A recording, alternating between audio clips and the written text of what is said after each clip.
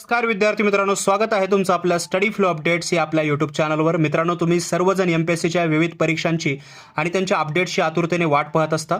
आज महाराष्ट्र लोकसेवा आयोगाकडून एक अत्यंत महत्त्वाची आणि तातडीची अपडेट आलेली आहे। जे विद्यार्थी पशुधन विकास अधिकारी या पदासाठी निवड प्रक्रियेत आहेत त्यांच्यासाठी हा व्हिडिओ खूप महत्त्वाचा ठरणार आहे, त्यामुळे व्हिडिओ शेवटपर्यंत नक्की बघा आणि चॅनलवर नवीन असाल तर सबस्क्राइब करून घ्या।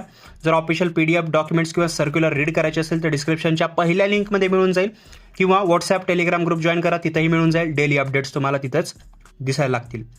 तर मित्रांनो, स्क्रीनवर तुम्ही जे आहे हे मूळ प्रसिद्धीपत्रक पाहू शकता। हे प्रसिद्धीपत्रक आज म्हणजेच 20 ऑगस्ट 2026 रोजी प्रकाशित करण्यात आलेलं आहे।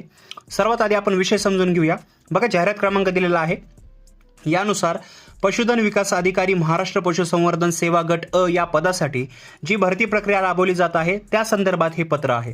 आयोगाने या पदाच्या भरतीसाठी चाळणी परीक्षा घेतली होती आणि जे विद्यार्थी या परीक्षेत उत्तीर्ण होऊन मुलाखतीसाठी पात्र ठरले होते त्यांच्या मुलाखतीचा तिसरा टप्पा नुकताच जाहीर झाला होता।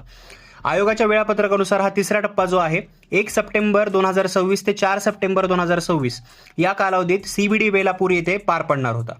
याचा पत्त्याबद्दल आणि याचे जे नवीन डेट्स होता त्याबद्दल मी ऑलरेडी व्हिडिओमध्ये सांगितलेलं आहे।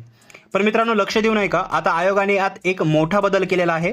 या टप्प्यातील 3 सप्टेंबर आणि 4 सप्टेंबर 2026 रोजी ज्या उमेदवारांच्या मुलाखती आयोजित करण्यात आल्या होत्या त्या मुलाखती प्रशासकीय कारणास्तव पुढे ढकलण्यात आलेल्या आहेत। म्हणजे जे ॲडमिनिस्ट्रेटिव्ह रिझन्स असतील त्यामुळे पुढे ढकलण्यात आलेले आहेत। म्हणजेच ज्या विद्यार्थ्यांचा इंटरव्ह्यू 3 आणि 4 तारखेला होता त्यांना आता त्या दिवशी नवी मुंबईला जायची गरज नाही, त्यांच्या मुलाखती नंतर होणार।